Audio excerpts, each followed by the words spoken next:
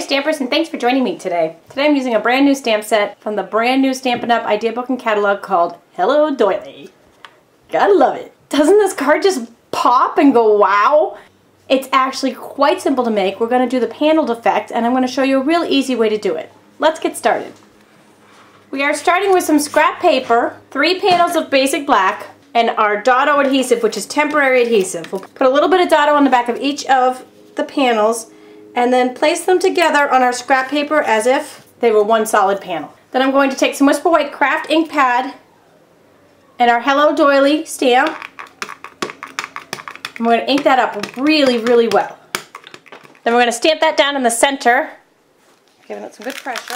Then we're just going to take those off our temporary paper, and we'll use some real snail adhesive to attach them to some pretty and pink panels that are 1/16 of an inch wider. So I found that the craft takes a little bit longer to dry, so I actually put the snail on the pink panel this time. I don't normally do that, but I thought it was a little bit easier to attach, rather than flipping this over and if it's still a little wet, getting a white patch.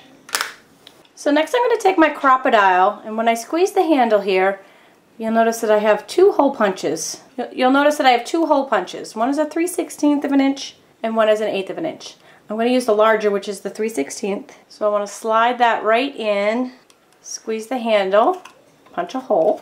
We'll take some pretty and pink ribbon, tie a knot in that. And one of my knot sides is nicer than the other one, so I'm going to take the nice side and I'm going to fold these edges up and push them through the center of that panel. So I'm going to put 4 Stampin' Dimensionals on the back of each sheet like this. The panel that's in the middle with the ribbon on it, I'm actually going to double up the Stampin' Dimensionals, so they're double in height. We'll do that on all 4. And then we'll have our basic black panel, and I'm going to start with our center piece, and I'm going to place that right in the center. Make sure your ribbon is out. And we're line up the 2 sides. In my case, it looks like I'm a little to the left, so I didn't press down hard yet. We'll just real gently pick these up and scooch them over a little bit. We want those pink pieces of ribbon to be on top. Ta-da! Pretty cool, huh? So then I just took a mini glue dot, stick the end of that ribbon right to it, and slide it right underneath that panel on either side. I stamped the thank you from the Curly and Cute stamp set, which is also brand new. And I'm going to layer that on some black. It's just a sliver of black just to give it a little pop.